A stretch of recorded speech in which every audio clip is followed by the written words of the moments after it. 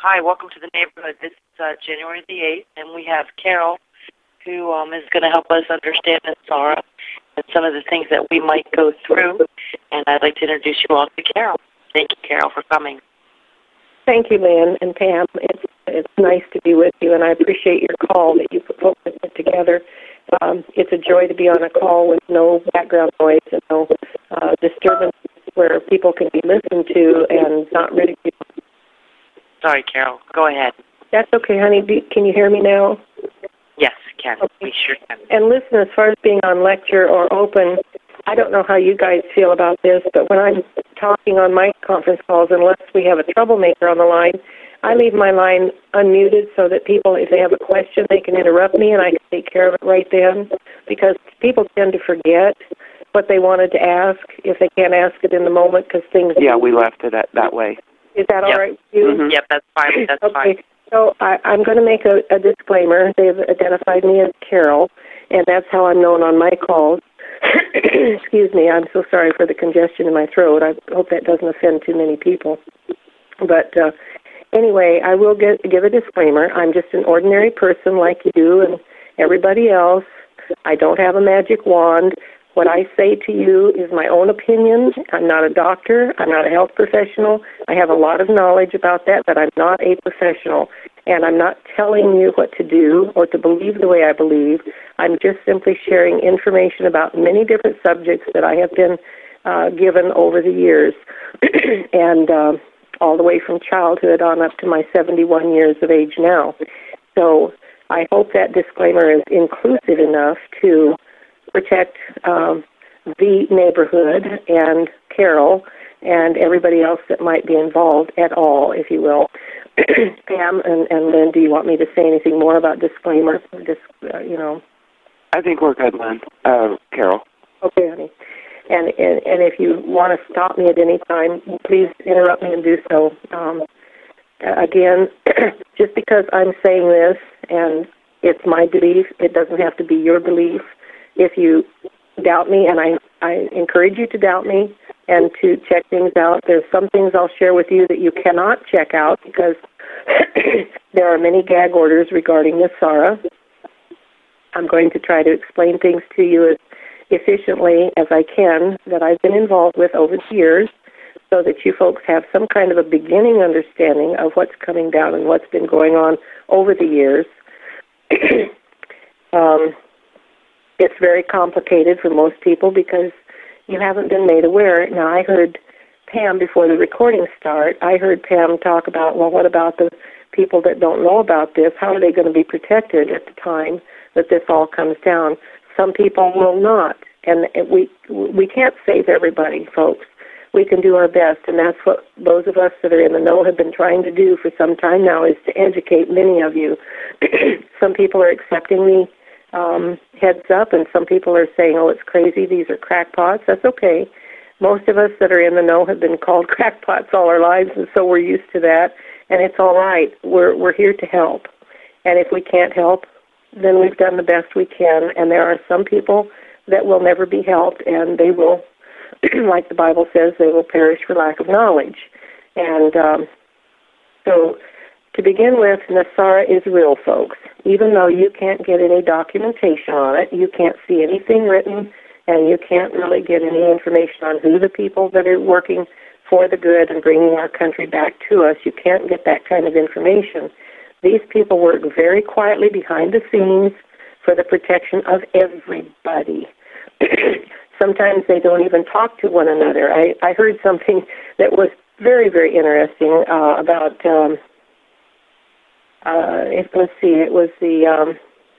it was the Nixon situation back years ago in the early 70s. There was Bob Woodward that was with the Washington Post. He and the other fellow are the ones that uncovered what Nixon had done about trying to trip up the Democrats on their plans to get their party in power and that type of thing. And there was a fellow that was known as Deep Throat, and he was feeding information to Bob Woodward. Well, the story I got, and I can't document this, I don't know that this is true, but this is kind of an example of how not only the dark, but our like some people say, the good guys. We call them white knights and the A-team, okay? This is how they communicate and how they work. We all know that there's electronic bugs put all over the place when people are meeting and that kind of thing. So Bob Woodward would check the multi-story building that this person lived in, wherever it was, if it was in Washington, D.C. or New York, I don't know where. But the fellow, when he had information for Bob Woodward, he'd put a potted plant in the window, and then they would meet in a park where there was no chance for electronic surveillance. And that was one of the ways that Bob Woodward got a lot of his information. And so hopefully that gives you a little idea of the surreptitiousness of what's having to be done for both sides, the dark ones and our good guys, how they have to work to keep everything as private as possible. All of these things that you see on the Internet, most of them are all bogus. There are some things that come out. Benjamin Fulford on Rumor Mill News, his reports come out on Rumor Mill News, and he is a very, very good guy. However, I don't think he knows or understands about NESARA. He is so busy. You have to understand that a lot of people work in a fragmented arena. Let me give you an example.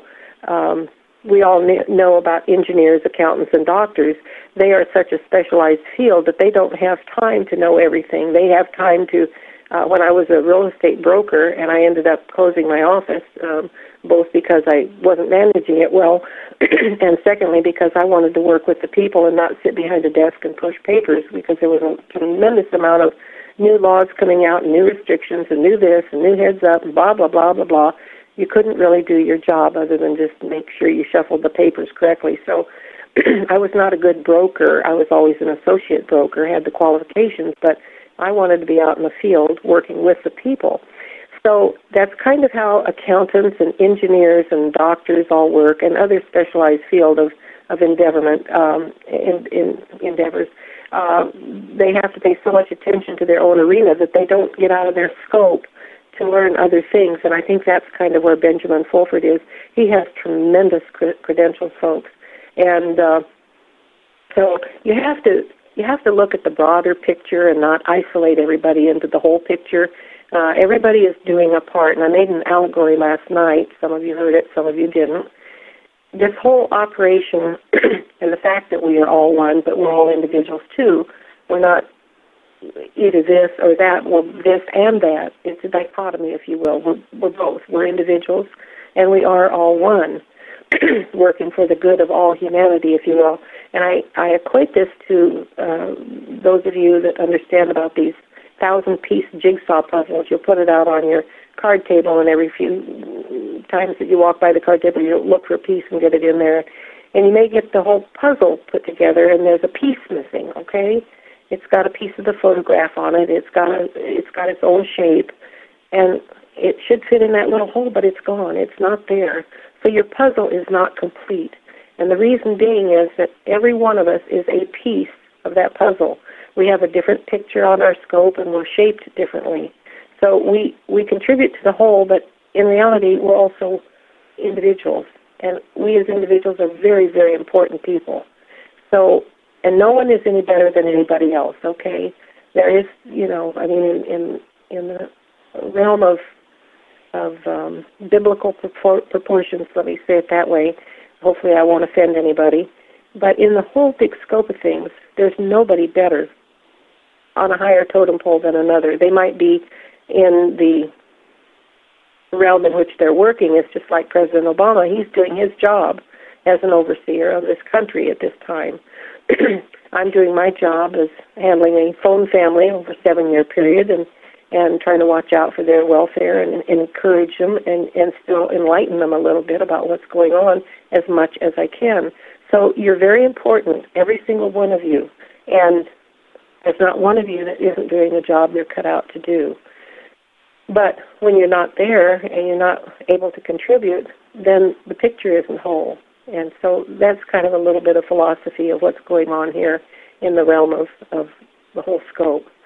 And So NESARA came about back in the 80s. It started, if you all remember, Willie Nelson putting on the Farm Aid concerts because these dear sweet people that have been farming and producing food for our nation and the world over many, many years, much to their hard work that they have to do as a farmer, their farms were being taken away from them by the irreverent, corrupt IRS and Federal Reserve, which is not federal at all. It's a private corporation. It's owned by bankers, and it was instituted in 1913. They tried to present it to the voters in 1911, but the voters didn't trust the bankers. They were burying their silver dollars in mason jars in the backyard, usually in a visual line with the kitchen window where the woman of the house could always view that portion of their property to make sure that nobody was out tampering in that particular area of their yard. And so they voted the Federal Reserve banking system down. Well, these 7 bankers got together and they said, well, we're going to have to reconfigure this. Let's just change this around and this around. We'll present the same thing in 1913, but they'll think it's a new bill, and we're going to put the news out to the public. Don't vote for it because it's bad for the people. Well, they used reverse psychology, and the people of America bought that, and they voted the Federal Reserve in. And you can go to Jekyll Island. Let's see, what is the name of that? Just Google Jekyll Island. You probably will come up with the dirty deeds that the bankers did in putting Federal... Creature from Jekyll Island. Creature from Jekyll Island. Thank you. Exactly right. Creature from Jekyll Island. And there's quite a story about that. It's very interesting, and it's now, 100 years later, it's pretty humorous. I mean, once we get out of this mess that we created, it'll be humorous to think that we ever allowed ourselves to go for this reverse psychology, but those people didn't know, and a lot of us still don't know all the depth of the corruption that they have for us. So it's just a learning process, if you will. We had to see how bad it could get to know that we don't want it. And the Occupy groups across the world right now, it started in Wall Street, the first Occupy group, and it quickly spread throughout the United States. Occupy Los Angeles, Occupy blah, blah, blah, Occupy Illinois, Occupy whatever. You're probably all familiar with the Occupy groups. They're very much helping us to get this job done because it's letting our people know that there is critical mass of this what's the word I want to use? Disenchantment with the corporate U.S., okay? And then it spread to all the rest of the world. There was Occupy all over Europe and Asia, and you've seen the news. You've seen what the Occupy groups have done, and they're very sincere. However, anytime you have a peaceful gathering of people making a statement, the dark agenda is going to send in troublemakers and cause dissension and make it look like these people are bad people. And that's what's happened in Los Angeles and Oakland, California, and I think New York has had a spat of the dark interfering with the good people of the Occupy group. So you have to really understand the depth of the corruption and how tenacious these dark ones are at holding on to what they want. I have told my phone family for years, if you think these dark ones are going to roll over and play dead just because we want our country back, you're sadly mistaken. When they get used to the power, the sex, and the money, and those are 3 things that will turn into corruption and drive things into a bad situation, is power, sex, and money. And you all have seen the outings of all these governmental people that have been caught in sex scandals, and pastors and ministers and people of all faiths. The sexual scandals that have been going on, it's being brought to the light and opened up so you can see how bad everything is. And so there's little bits and pieces all around. Some of them are major, and some of them are just, you'll probably miss, okay, but it's coming out. That has been an important revelation for our people because, like I say, they're looking for signs of critical mass of disenchantment with the dark.